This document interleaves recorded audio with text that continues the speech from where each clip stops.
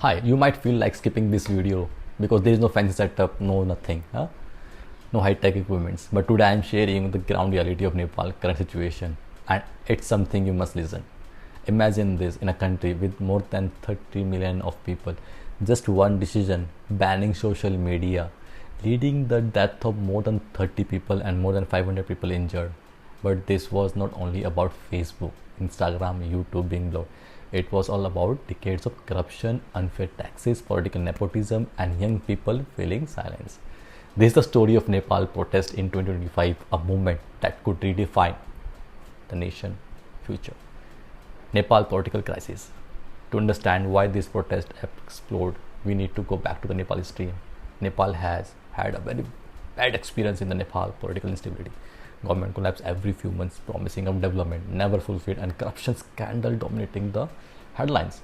Ordinary people kept paying taxes, but instead of roads, school, no hospitals improving, that money often ended up in the pocket of the political and their families. The people's frustration was already at a breaking point. The social media ban just pushed it over the edge. Why happened?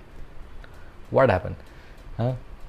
In September 2025, the Nepal government shocked the nation by banning 26 major social media platforms, including Instagram, WhatsApp, YouTube, Twitter, Reddit, no, whatever.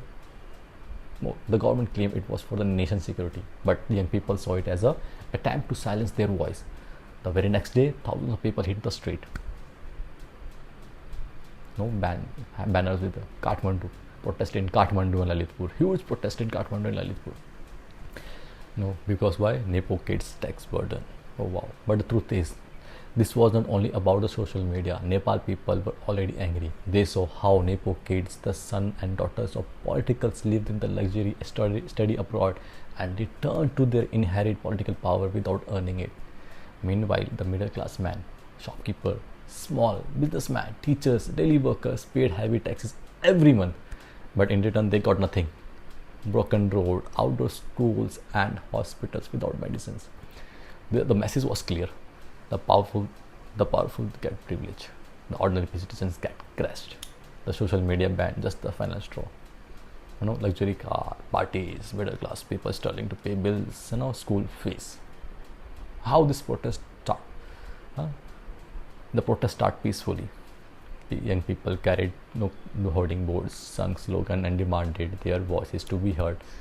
But when thousands gathered near Parliament, police clashed with the demonstrator. Tear gas filled the air, rubber bullets were fired, and live ammunitions.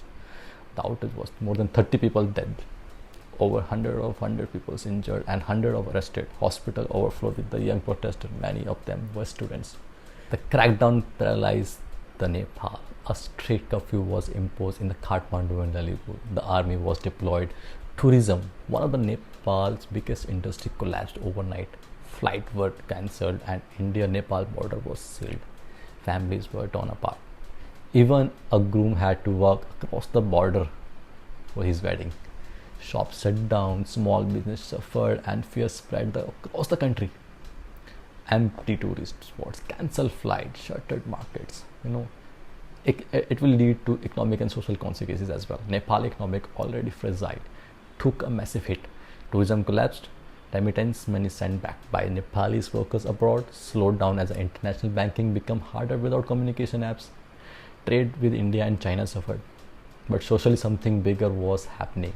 For the first time in decades, ordinary citizens, not just political, we are leading the nation conversations. The youth had united. The whole world was watching. Economics are dropping, global news headlines, student headline, no bleeding protest. What will be the good? The demand. So, what are the people demanding? Not just the return of social media. They want end of the corruption. They want opportunities for the youth. They want stop to nepotism, so that the leaders are chosen on merit, not family name. And they want relief for the middle class who are trying of paying taxes without seeing any benefits. Experts says that only reforms in education, jobs, and governments can bring stability back to Nepal. Futures and global angle. If we are looking at the future and global angle, right now Nepal stands at a crossroads. at a crossroad. In the short term, instability and economic pain are certain. But in the long run, this protest could mark as a turning point. If the government listened to their people, Nepal could finally break free from the cycle of corruption and instability. Even, even neighbors countries like India and China watching closely because a stable and unstable Nepal affect the entire region. International media has already compared this protest to major youth uprising around the world. International newspaper India Nepal global youth protest. Under pressure, the government lifted the social media ban and Prime Minister KP Oli resigned. But the protests have not ended. Why? Because Nepal youth don't want a new face in power. They want a new system, free of corruption, nepotism, and injustice. This movement is not just all about today. It could reshape Nepal politics for generations to come. So, what do you think? Is this beginning of a new era of Nepal or start of a deeper instability?